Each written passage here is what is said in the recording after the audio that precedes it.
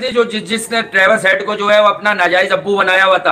अबे रात को तुम्हें कह दिया था ना, आज इंडिया इनको निकाल के फेंक देगा टूर्नामेंट से। इसे कहते हैं क्रिकेट, इसे कहते हैं मामलात। अभी जब मिड ब्रेक में शुरू में थोड़ा सा वो चौके मार रहे थे तो आवाजें बड़ी बुलंद हो रही थी, ट्रेविस हेड ऑफिशियल फादर और ये और वो। अब क्या हुआ बे नाजायज लोगों?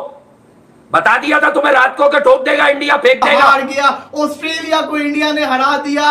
इंडिया ने वर्ल्ड कप 2023 का बदला पूरा कर लिया। It was India versus Australia. Everyone was looking forward for this match because obviously जब इंडिया ऑस्ट्रेलिया आमने सामने होती है, एक्साइटमेंट तो होती है, वो एक्साइटिंग मैच तो होता है। मगर इंडिया किसी और ही रंग ढंग में है, इंडिया किसी और ही मूड में है। इंडिया जिस तरह इस वक्त क्रूज कर रही है। वैसे ये बात अच्छी है कि इंडिया जो है हमारे पड़ोस मुल्क में है और हम तो ये सोचते हैं कि ये हमारा दुश्मन मुल्क है, लेकिन वो हमारा इस्लाम भी हमें ये सिखाता है, हमारे नबी सल्लल्लाहु अलैहि वसल्लम ने भी यही कहा है कि पड़ोसियों के साथ जो है ना अच्छा सलूक करना चाहिए।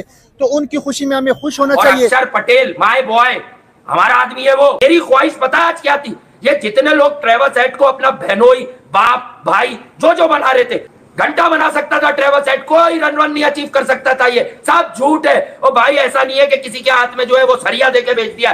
भाईजान मॉडर्न डे क्रिकेट में जितने भी सूरमा पैदा हो जाएं, लेकिन गिवन डे पर अगर रोहित शर्मा का मूड है या अगर फिर विराट कोहली का मूड है तो आपको सिर्फ और सिर्फ पागलपंती ही दिख सकती है, जो आज आपने देखी। अच्छी है कि इंडिया जो है हमारे पड़ोस मुल्क में है और हम तो ये सोचते हैं कि ये हमारा दुश्मन मुल्क है, लेकिन वो हमारा इस्लाम भी हमें ये सिखाता है, हमारे नबी सल्लल्लाहु अलैहि वसल्लम ने भी यही कहा है कि पड़ोसियों के साथ जो है ना अच्छा सलूक करना चाहिए।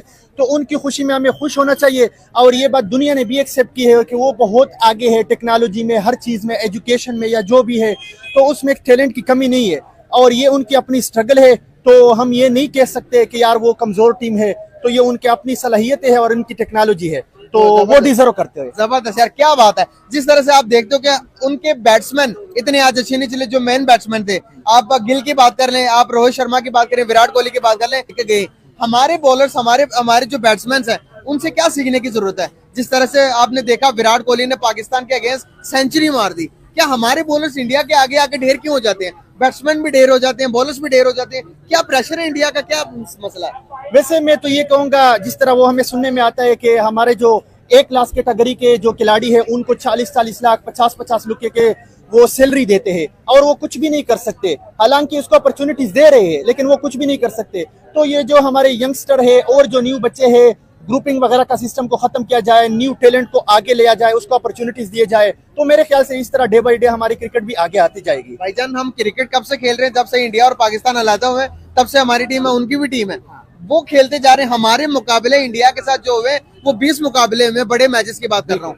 बड़े मैचेस में 18 इंडिया जीता और 2 मैचेस सिर्फ हम जीते हैं। हाँ। वो भी गलती से, चुके से जीते होंगे। हाँ। तो इंडिया की टीम में ऐसी क्या स्ट्रेटजीज हैं जिसके हम आमने सामने होते तो हमारे लोग ढेर हो जाते हैं?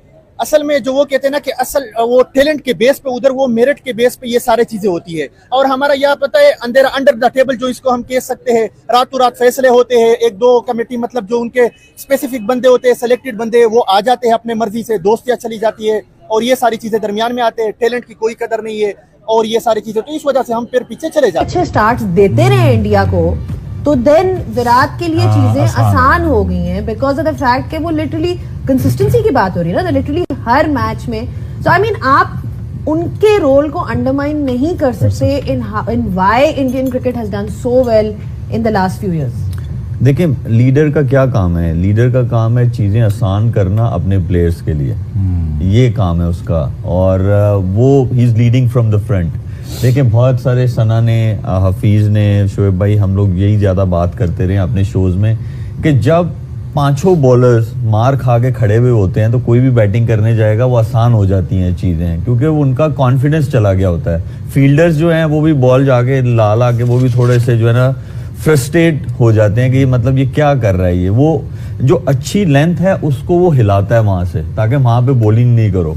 और वो जब देखें कॉन्फिडेंस जब नीचे जाता है तो वो तो रोहित शर्मा के अगेंस्ट बॉलर्स का नीचे गया कॉन्फिडेंस, क्योंकि वो फेंटी लगा रहे हैं। लेकिन जब जो दूसरे बैटर्स भी आते हैं वो वैसे ही तगड़े आते हैं कि ड्रेसिंग रूम में स्ट्रॉन्ग मैसेज आ गया, भाई हमारा एक बंदा मार रहा है तो हम भी मार सकते हैं। दूसरा जो कॉन्फिडेंस चला गया बॉलर्स का, ऑपोजिशन जो कैप्टन है उसका कॉन्फिडेंस चला गया, फील्डर्स जो है वो फ्रस्ट्रेशन से जो है ना भर गए।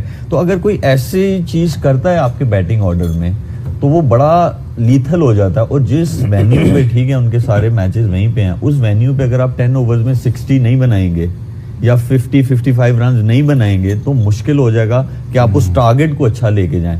तो उनकी आइडियल बैटिंग है स्पेशली इस वेन्यू के लिए। आई थिंक कभी कभार ऐसा भी होता है कि सर्टेन ऑपोजिशंस आपके अंदर से आपका बेस्ट निकालती हैं। स्टार्ट यही दिखा रहे हैं कि अगेंस्ट ऑस्ट्रेलिया रोहित और विराट की जो परफॉर्मेंस है, I think they take up that challenge, जिसका जिक्र बार बार किया जाता है कि Australia is right in your face, so I think they take it head on. Hafeez, देखें, कुछ अपोजिशन जो हैं वो हमेशा आपको अच्छी लगती हैं और सम टाइम आप उसके खिलाफ ना चाहते हुए भी अच्छा खेल रहे होते हैं क्योंकि वो आपकी एक स्ट्रॉन्ग फीलिंग आपके साथ चलती है। अगर ऑस्ट्रेलिया और विराट कोहली इन दोनों की परफॉर्मेंसेस को बड़ा करने में जो अहम रोल प्ले किया या इनको मेगा सुपरस्टार बनाने में किसी ने अहम रोल प्ले किया तो वो अगेंस्ट ऑस्ट्रेलिया बड़ी बड़ी परफॉर्मेंसेस हैं। क्योंकि जब आप खेलते हैं, हम जब क्रिकेट शुरू की तो हमारे सामने सबसे पहले था कि अगर आप इंडिया के खिलाफ अच्छा परफॉर्म करते हैं you will become a star. दूसरी बड़ी टीम जिसके खिलाफ आप परफॉर्म करके अपने आप को हाईलाइट कर सकते हैं वो ऑस्ट्रेलिया। सो इंडिया क्रिकेट के अंदर ऑस्ट्रेलिया के खिलाफ खेलने का एक ऐसा माचो फीलिंग है कि they wanted to have that feeling within themselves as a player, as a team, कि हम ऑस्ट्रेलिया को हरा सकते हैं at home and in their backyard.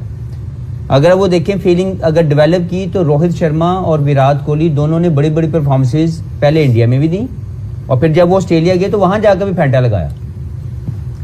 तो ये दो प्लेयर ऐसे हैं जिन्होंने इनकी पिछले जो हमने देखा ना कि पिछले 15 साल में जो ग्रोथ है इनकी ओवरऑल एज ए टीम, तो वो सेमीफाइनलिस्ट या रनर अप के तौर पर है। तो ये 15 साल के बाद आपके इनको कौन जाने याद रखेगा? मैं बोलता हूं ना कि 92 वर्ल्ड कप क्या जीते, वो रेला पीछे ही नहीं छोड़ा पाकिस्तान क्रिकेट का, सब बारियां ले चुके हैं। बिल्कुल सही है। और सब बारियां ले चुके हैं, इस हाल में पहुंची कैसे क्रिकेट यार? ये जानने की जरूरत है वो कौन सा माइंडसेट है जो अपने मफाद के लिए क्रिकेट को बर्बाद कर रहा है। यार सिर्फ 20 ओवर की क्रिकेट के लिए पूरी क्रिकेट हर फॉर्मेट की मैया वीरान कर दी। क्या टेस्ट, क्या ओडीआई, आप कहीं से उठने के काबिल नहीं छोड़ा आपको किसी ने यार।